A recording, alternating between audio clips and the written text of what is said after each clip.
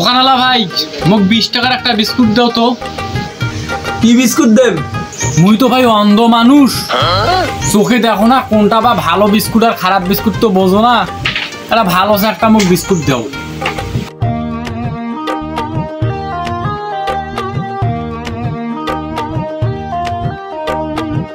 এ ভাই টাকা দেশ। মোর হাতত তো ভাই দুঃখের নোট আছে, এখন 20 টাকা এখন 500 টাকা। মুই তো অন্ধ লোক, চোখে দেখো না, তো যেখান 20 টাকা ওইখান ভাই তুই নি।